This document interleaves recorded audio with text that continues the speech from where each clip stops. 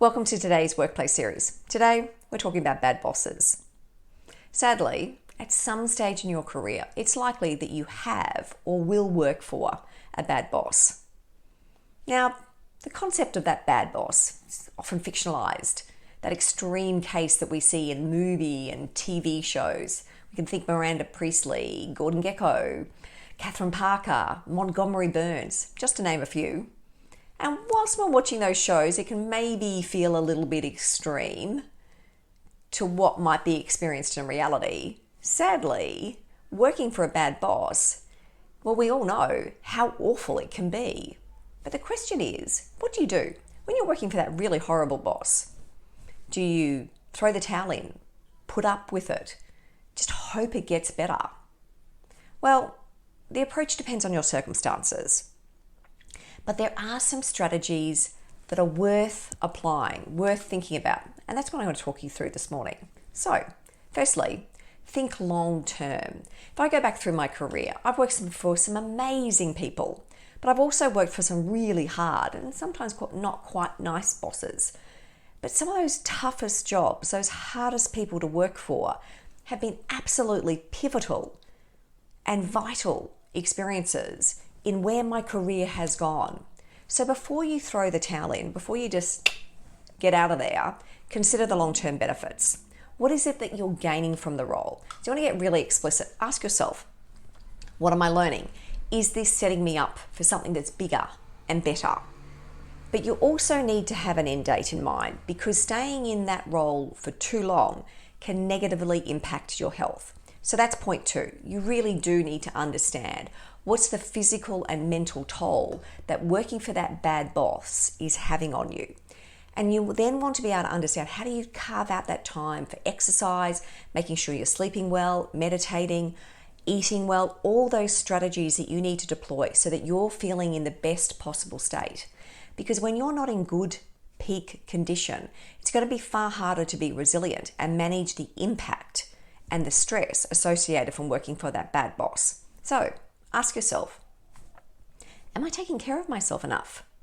Number 3, really build that support base. You want to have a network of really strong, deep relationships of people that you can turn to for advice and support.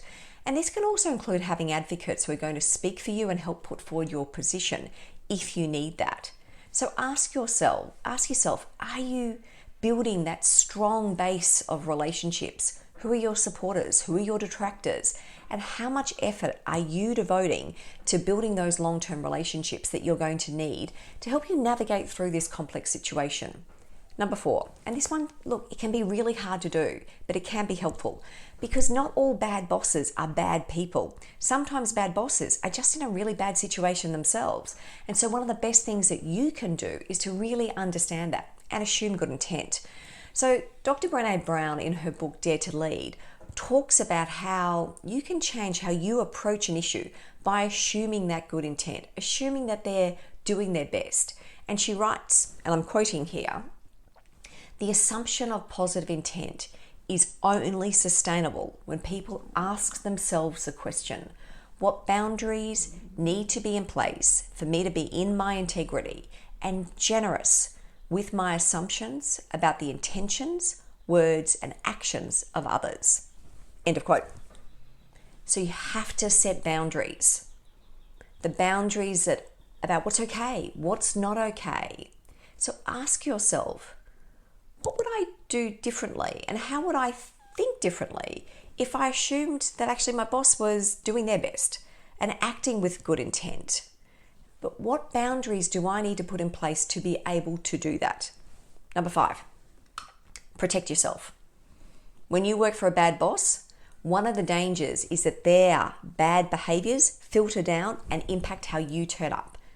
We know through research that bad bosses breed bad followers, bad leaders, because their behaviors are infectious.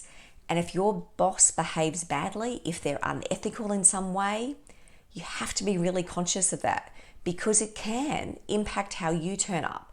And you need to know what's that line that you're not going to cross, because as soon as you put your little toe over that line and behave in a way that's out of kilter with your ethics, with your values, then it's easy to keep doing that.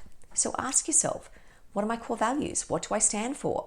How am I making sure that I'm continuing to turn up and be me, the best version of me, despite the challenges that I'm facing in this environment? Number 6, search for learning. There is a well-known saying that goes along the lines of, I'm thankful for all those difficult people in life because they've shown me exactly who I do not want to be. Look, we do learn something from everyone that we interact with, whether they're good, bad, or somewhere in between. So your search for learning, that can be really important because it helps you understand, how do I want to be? How do I want to show up? And also helps you better understand other people around you. So ask yourself, what am I learning from this environment? Number 7, embrace corporate karma. Eventually, most horrible bosses, they get moved on. Their time will come. So rise above that noise. And most importantly, don't become like them. Ask yourself, what else do I need to do to maintain my sense of self, my resilience, so that I can continue to be me and show up in the way that is the best version of me? And lastly, vote yourself off the island. Look, there will come a time that working for that bad boss will reach an end point. It might be that you've learned all that you can learn from working with them or learned in that role. It might be that you get to the point where you go, actually, this is no longer a good place for me to be because I can see how it's impacting my sense of self-confidence, my sense of self-worth, my resilience. It's impacting how I want to lead because I can see that their behaviors are starting to affect me. So when you get to that point where work is making you so unhappy and you can see the negative impacts that it's having on you, then you do need to consider whether you want to vote yourself off the island. And by that I mean taking control and making the decision to go elsewhere or do something different. Might mean that you don't need to leave the organization, but you find another role within the organization. So ask yourself, what impact is this having on me? Is it impacting my mental health, my well-being, my sense of self? Is it time for me to do something different? Now, look, there's a whole raft of other strategies that I could share with you as well. There's also a book that I wrote on this whole topic about how to manage bad bosses, because you will come across one at some stage in your life. And you also want to make sure that you're not a bad boss yourself. It's your career. You want to take charge of it. You want to make sure it works for you and not against you. Take care. Lots to think about today. Have a great week.